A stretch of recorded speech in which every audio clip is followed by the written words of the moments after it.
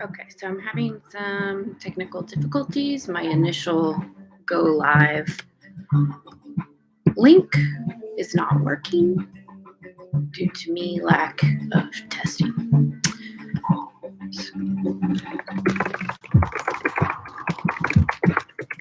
So let's just update this. Edit.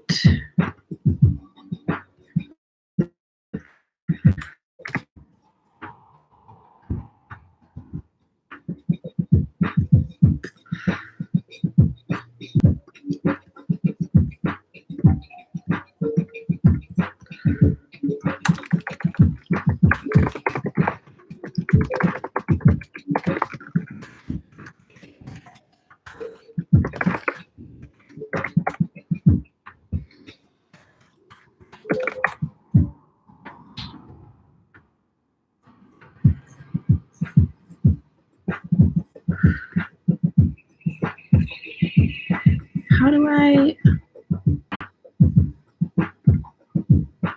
Okay, guys, sorry, I'm updating my links here.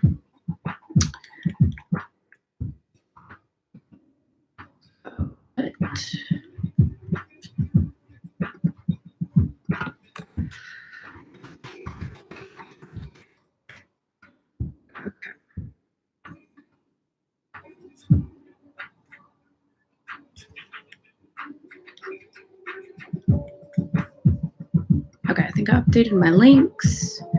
We're actually going to delete that somehow.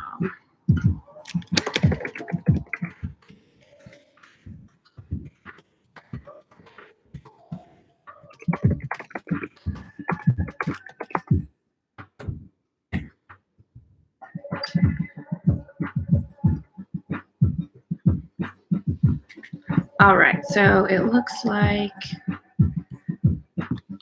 it's just me here. We'll give everybody a minute.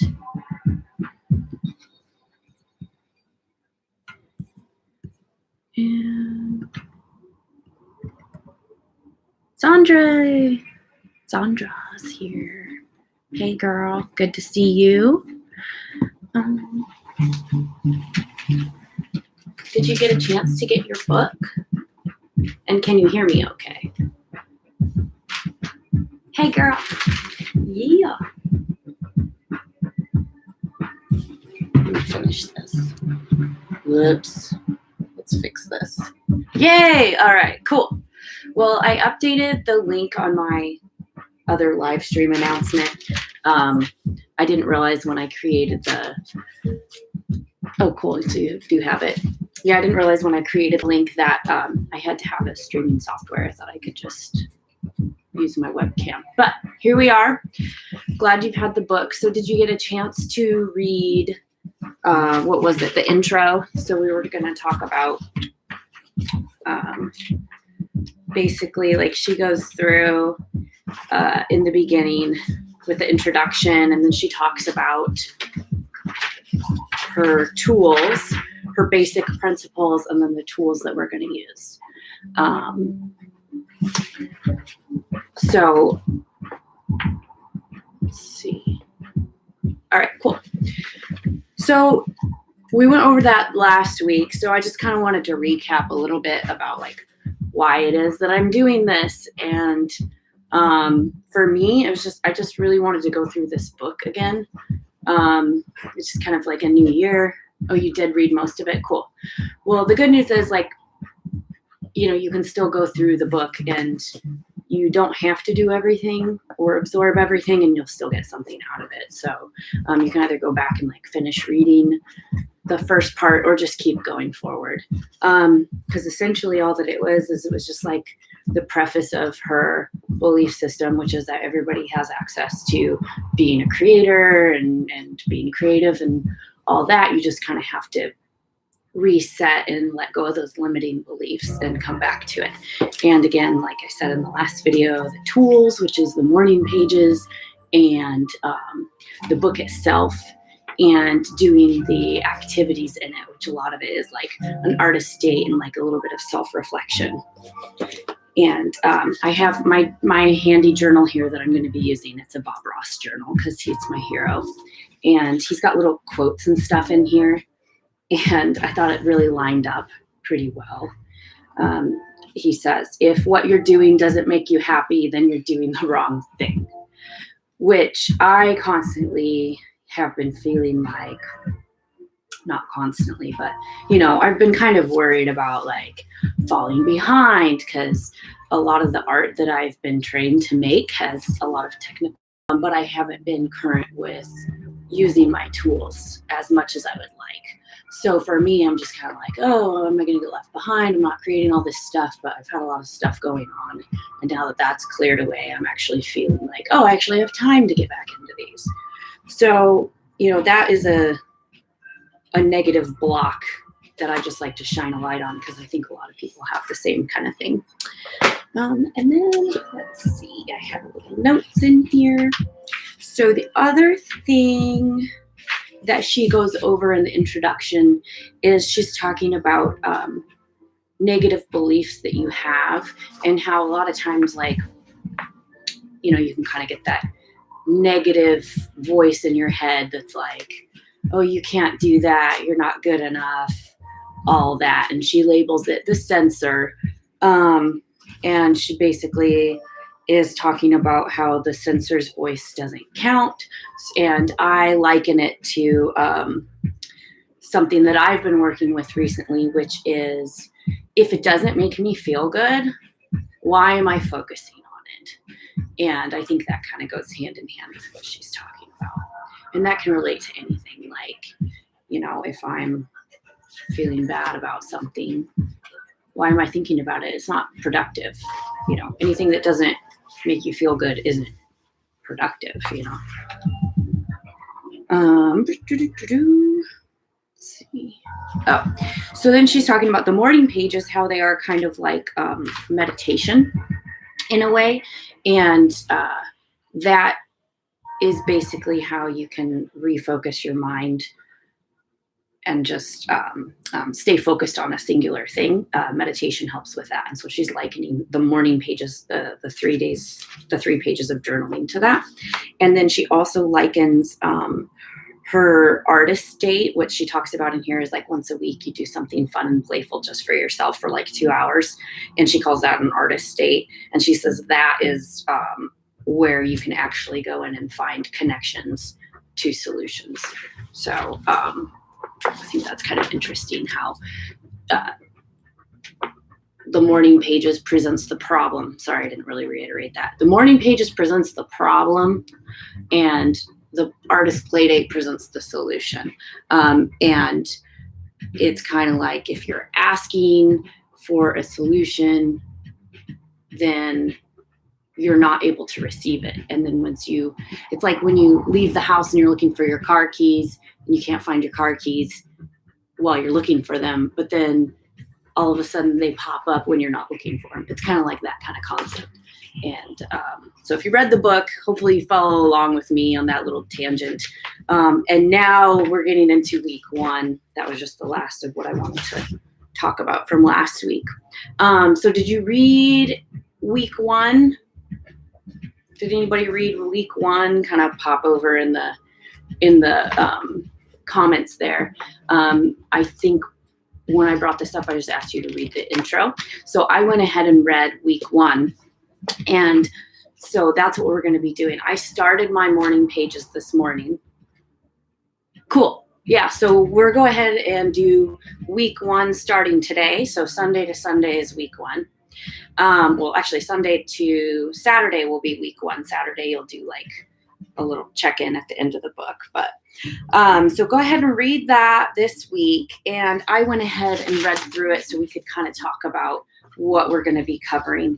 And if you have your book with you, week 1 is recovering a sense of safety. Is this flipping the image for you guys? Like the words are illegible when I'm showing them. But anyway, the title is Recovering a Sense of Safety. And a lot of times when we're starting to create, we sit down and there's that block where like you don't really, oh, cool. Thank you. So there's that block, like when you go and you like have this project that you want to start, but you're afraid of starting it because you don't want it to like go wrong. So you just never start it. That's kind of the big chunk that we're going to be dealing with this week and actually throughout the next few weeks, but we're just going to get into it. So a lot of times in relation to art, well, in a relation to life, like hold, you have to do everything a certain way, and any other way than that is not good because it's not the norm, it's not the standard. Well, with art, it's really cool because we get to experiment and we get to come back to experimenting, which is hard to do if you don't feel confident, at least at first. And so Julia Cameron writes in the book that it's kind of this space where you're caught between the dream of action versus the fear of failure. And again, that's really where I'm sitting is, there's so many things that I want to do with my business. There's so many things that I want to do with my art. And a lot of times I'll just catch myself like, oh, I have all these ideas that I'm never taking action on. And I have done a lot, don't get me wrong, but there's so much more that I want to do. So I'm really just wanting to get down to the brass tacks. Excuse me. Oh, my eyes are watering. 1 second. I think I choked on cinnamon powder for my coffee. So that was on.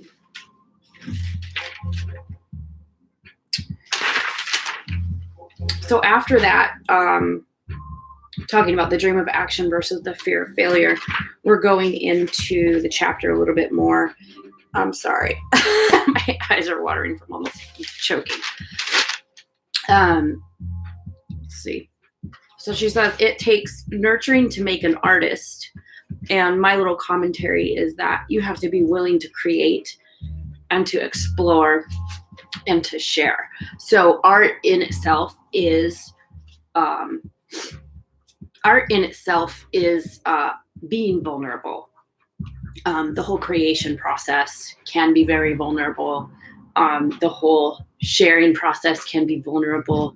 A lot of times we look at other artists and we compare ourselves to them. That makes us feel vulnerable. So really, you really have to take care of yourself emotionally in order to do a lot of those things, which is what she means by nurturing, in my opinion. And learning to create is like learning to walk, she says. So you need to be able to take baby steps. You need to be able to make mistakes. And you need to be able to hear that inner critic and say, I know that this is just fear talking, and you need to be able to differentiate between that.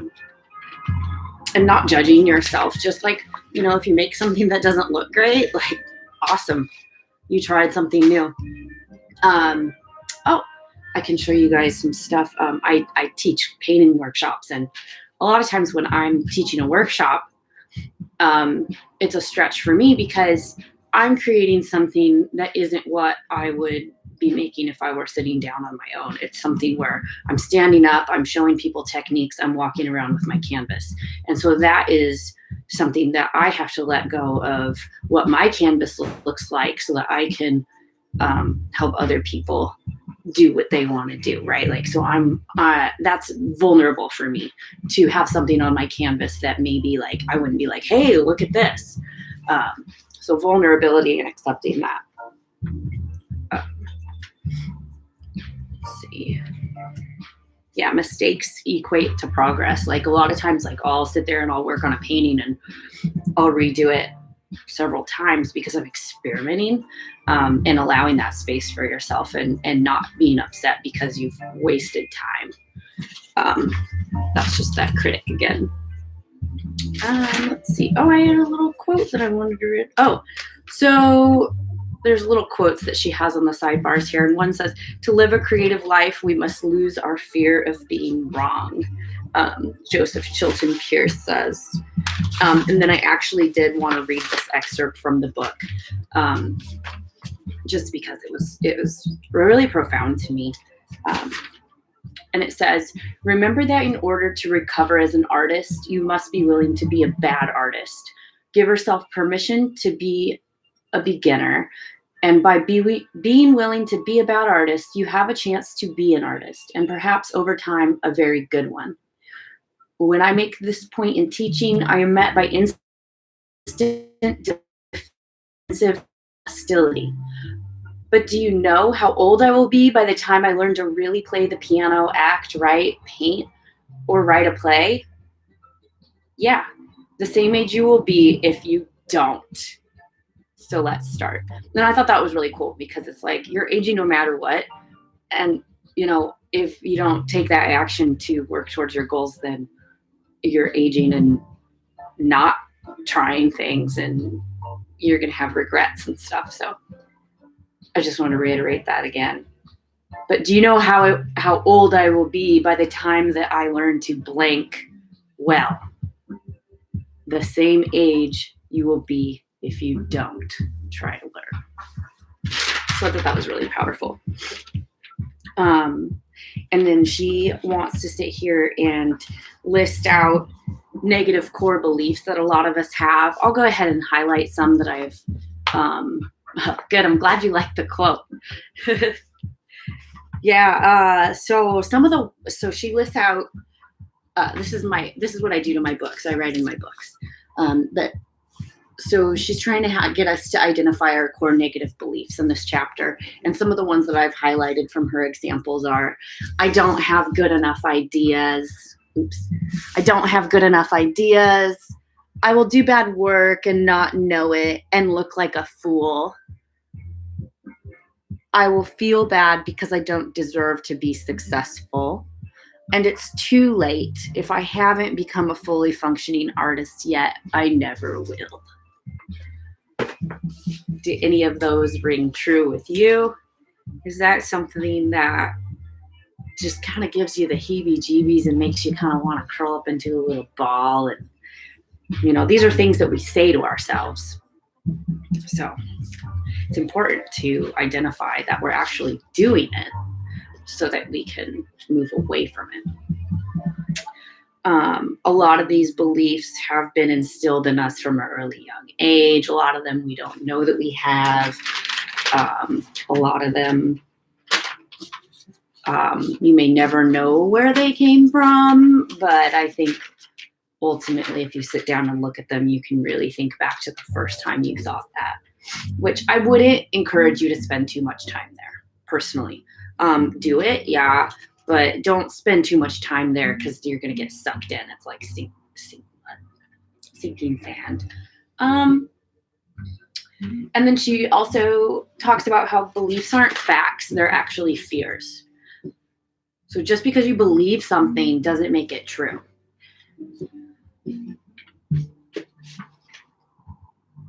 Right? I'm not good enough. That's just a belief. Right? Don't live there. That's like, so one of the things that I've been working with, I mentioned earlier in the video, Jeremy. Hi, buddy. I'm so glad you guys are both here. Enjoying the book with me. But yeah, I know you're creating music, right? So, and you've got some time to go down there and make some music now. So you get to really play along. I know like a lot of people are doing things that you look at and you're like, oh, wow, that's so great. But another thing she talks about in here is, oh wait, I gotta find it for you. This is really good. You like it. All too often it is audacity and not talent that moves an artist to the center stage.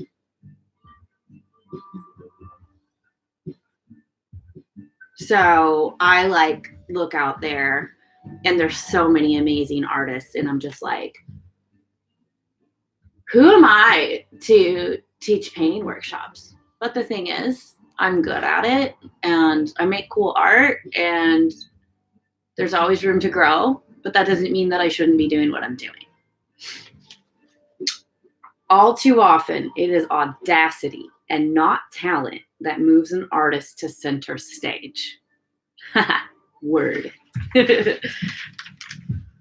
Let's see.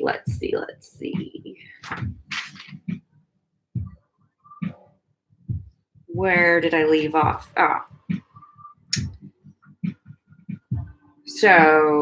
Oh yeah, here's the other thing, right? Like just identifying these beliefs. Who are you to not teach? Ooh, damn. Right?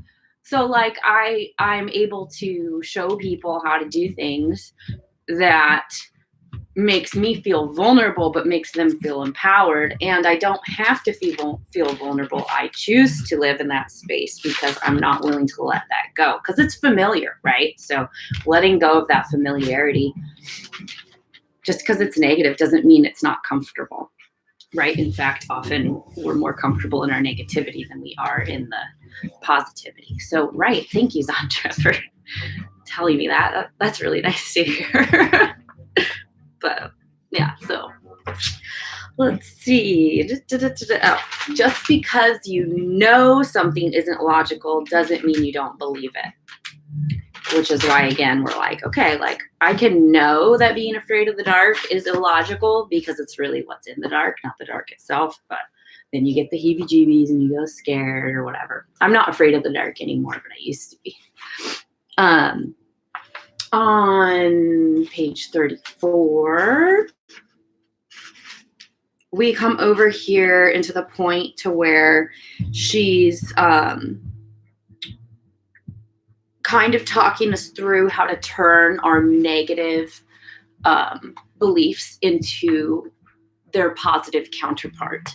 And she's using affirmations as a tool here.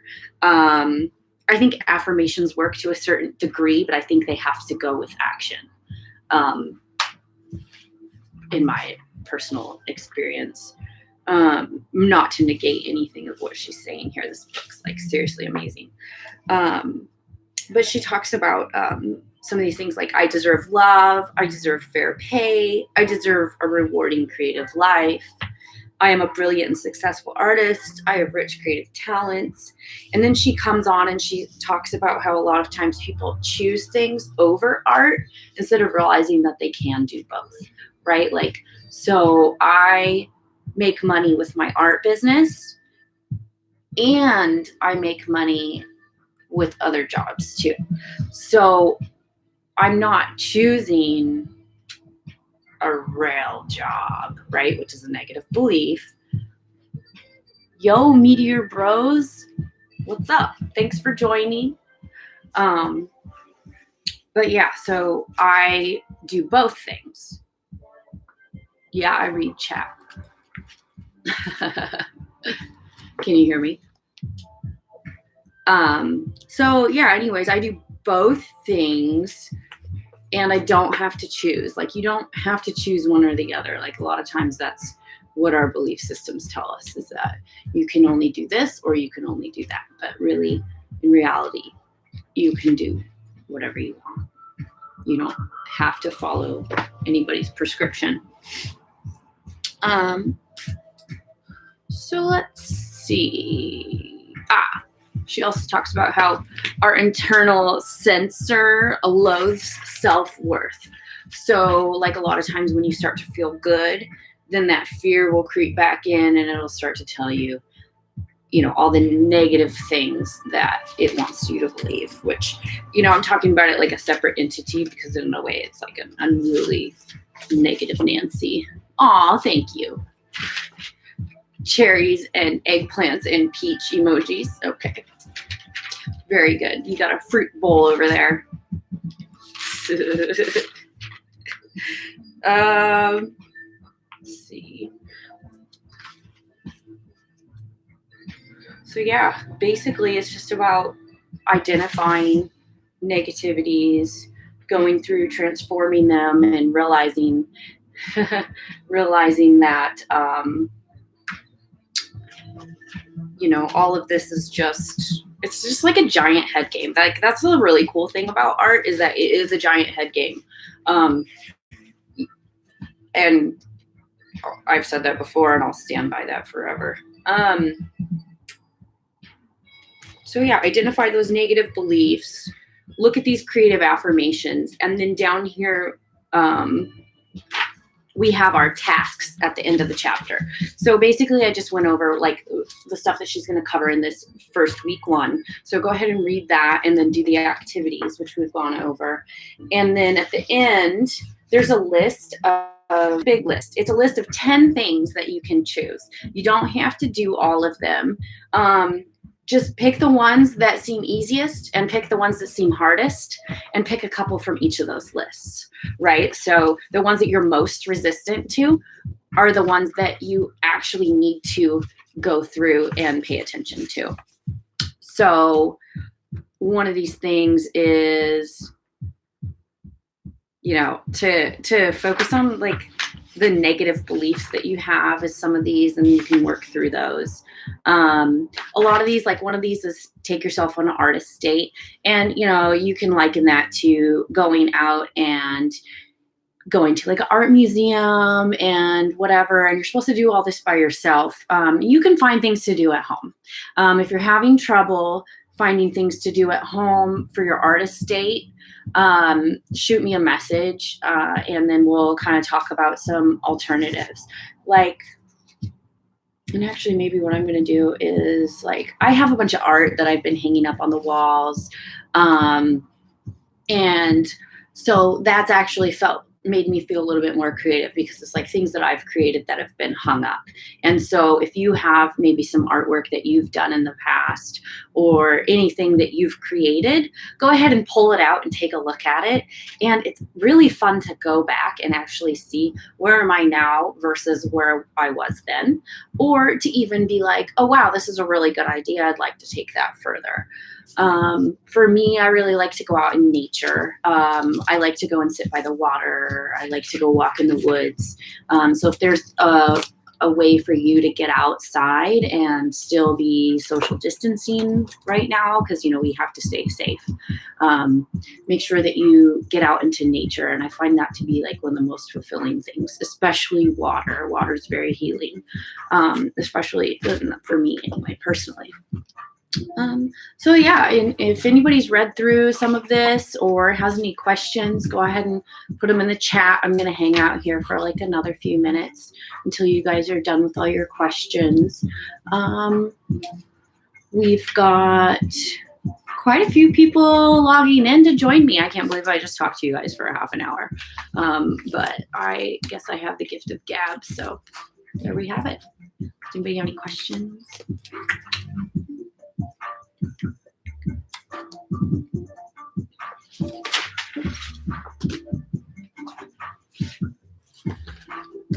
One of the things that I really like in here are the quotes that they have on the sides. So I'm just going to kind of go through and read some of these quotes while we give it another few minutes. And if anybody has any questions, I can respond to those. Oh, perfect. Did you guys see one thing I kind of wanted to talk about, I guess, too, is she talks about creativity as if it were like an entity that you are able to connect with. And she likens it to, like, say, a Christian's version of God. And a lot of times in the book, she uses the term God, and I just replace it with universe. Yeah. So you can connect with that too, or you guys both are going to read throughout the book. Yeah. So read. So what I'm thinking for the format is we'll meet on Sunday, which is the beginning of the week. So this Sunday is week 1, and then I'll go kind of over what the book says, and then you guys like read it on your own, and then Saturday is your final day for the work to do during the week, and then Sunday we'll meet here again on at 2 o'clock, and all already have read through week 2 and all have done the week 1 stuff. And we can talk about how our week 1 went, and we can talk about what to expect in week 2. Yeah. And so don't let like that hang you up, because like it is really weird, right? Like, so when I first started reading this book, my cousin had recommended it to me, and I got really turned off by the whole God phrase. But in the book, she's like, dude, like, don't even get turned off by that. Change it to God. Because like at the time I was like identifying as atheist, or like a more spiritual, which without going into that, you know, we don't need to go into our personal belief systems, but this does touch on it. But yeah, I just say universe, because for me, like there is like, you know, and if you want to just like tone out that entire part of the book, you don't even have to buy into it. The content of the book is still super helpful. So maybe your friend would reconsider it, or maybe she's just turned off by it and it's not for her. I think this book would be good for anybody who is able to get past that. And I think that at the end of the book, you'll find more connection with it anyway. Regardless of where you are, you're going to find a connection with it, and it's going to be, you know, I mean, because it doesn't negate any belief system. It doesn't negate Christianity. It doesn't negate Judaism. It doesn't negate New Age belief systems, paganism, anything. So this book doesn't negate any of that. It doesn't.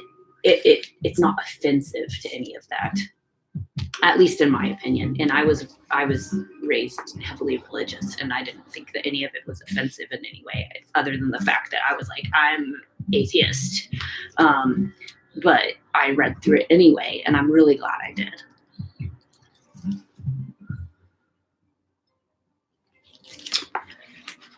Oh, did you find a modified list of the core principles?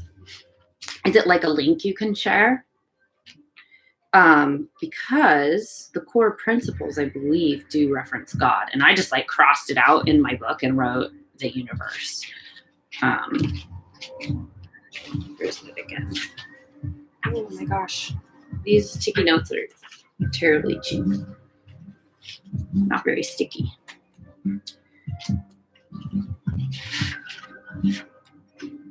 All right. Well, if you have a link for that, Jeremy, go ahead and stick that in there. Otherwise, it doesn't look like anybody really has any other questions. Oh, here it is. Core principles. This is creative affirmations. Oh, those were in the beginning of the book. Yeah. So anyway. All right. Well, if you want to private message me or something, I can post it in the info of this video later. And yeah, we'll call it good. So yeah, thank you guys for joining me. I really appreciate it. And like I said, I was going to go through this book regardless. And, you know, I was like, well, I've been neglecting my YouTube. Why not really put the pressure on and do a video series about it? All right. Well, anyways, happy Easter, you guys. Thanks for joining me. Be safe in your quarantine. I hope you're finding some creative outlets, and you're going to. So, peace out. I'm ending the stream. Thanks, babies.